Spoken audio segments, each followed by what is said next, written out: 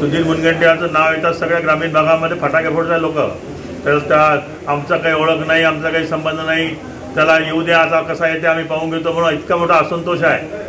तुम्हाला इथं चंद्रपूरला दिसते सुधीर मुनगंटीवार, तुम्ही जाऊन बाहेर बघा युतीमध्ये जेवढे त्यांनी प्रॉमिस केले एक पण पूर्ण केलं नाही, त्याची जमानत जप्त होईल बघा तुम्ही।